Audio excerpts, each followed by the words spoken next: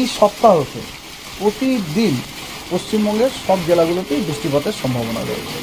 যেমন আজকে দক্ষিণবঙ্গের 2 মেদিনীপুর, 2 চব্বিশ পরগনা এবং নদিয়া এই জেলাগুলিতে ফেয়ারলি ওয়াইড স্প্রেড রেনফল হওয়ার সম্ভাবনা আছে। অর্থাৎ জেলাগুলির অনেক জায়গাতেই বৃষ্টির সম্ভাবনা আছে এবং বাকি সমস্ত জেলাগুলোতে স্ক্যাটার্ড রেনফল হওয়ার সম্ভাবনা আছে। অর্থাৎ বাকি জেলাগুলির কিছু কিছু অংশে বৃষ্টিপাত হওয়ার সম্ভাবনা রয়েছে।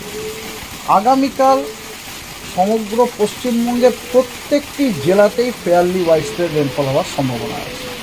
অর্থাৎ পশ্চিমবঙ্গের প্রতিটা জেলারই অনেক স্থানে বৃষ্টিপাতের সম্ভাবনা রয়েছে। আগামী 26 তারিখে উত্তরবঙ্গের সবকটি জেলা এবং দক্ষিণবঙ্গের পূর্ব দিকের সবকটি জেলা অর্থাৎ মুর্শিদাবাদ, নদিয়া, উত্তর এবং দক্ষিণ 24 পরগনা এই জেলাগুলিতে ওয়াইড স্প্রেড রেনফল হওয়ার সম্ভাবনা আছে এবং দক্ষিণবঙ্গের বাকি জেলাগুলিতে স্ক্যাটার্ড রেনফল হওয়ার সম্ভাবনা রয়েছে।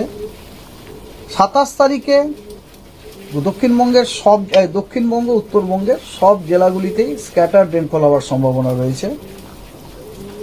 28 তারিখে আবার দক্ষিণবঙ্গ উত্তরবঙ্গ মানে গোটা পশ্চিমবঙ্গের সবকটা জেলাতেই ফেয়ারলি ওয়াইড স্প্রেড রেনফল হওয়ার সম্ভাবনা আছে। অর্থাৎ পশ্চিমবঙ্গের প্রতিটি জেলারই অধিকাংশ স্থানে বৃষ্টিপাত হওয়ার সম্ভাবনা অনেক স্থানে, অধিকাংশ স্থান হচ্ছে ওয়াইড স্প্রেড, অনেক স্থানে আপনার বৃষ্টিপাত হওয়ার সম্ভাবনা রয়েছে 28 তারিখে।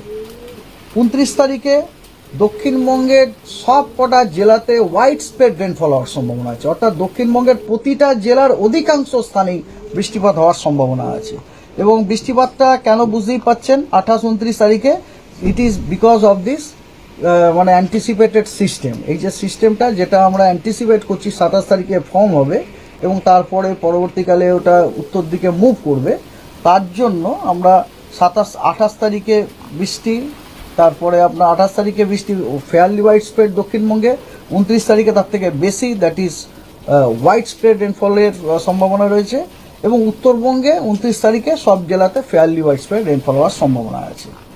30 তারিখে পশ্চিমবঙ্গের সব জেলাতে ওয়াইড স্প্রেড রেনফল হওয়ার সম্ভাবনা আছে। অর্থাৎ পশ্চিমবঙ্গের প্রত্যেকটি জেলার অধিকাংশ স্থানে বৃষ্টিপাত হওয়ার সম্ভাবনা আছে। আর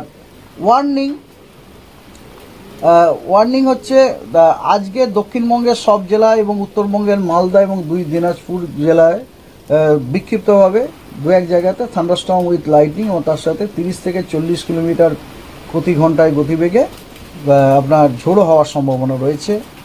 আগামীকালও তাই পশ্চিমবঙ্গের সব জেলাতেই thunderstorm with lightning at isolated place with gusty wind, কোথাও 30 থেকে 40 কিলোমিটার প্রতি ঘন্টায়, কোথায় 40 থেকে 50 কিলোমিটার প্রতি ঘন্টাতে হওয়ার সম্ভাবনা রয়েছে।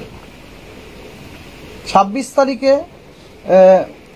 উত্তরবঙ্গের সব জেলায় এবং দক্ষিণবঙ্গের পূর্ব দিকের যে জেলাগুলো আছে তার সাথে বীরভূম, অর্থাৎ বীরভূম, মুর্শিদাবাদ, নদিয়া, 2 চব্বিশ পরগনাতে thunderstorm with lightning at few places isolated way এবং তার সাথে ঝোড়ো হাওয়া 30 থেকে 40 কিলোমিটার প্রতি ঘন্টাতে এবং কোথাও 40 থেকে 50 কিলোমিটার প্রতি ঘন্টায় হওয়ার সম্ভাবনা রয়েছে।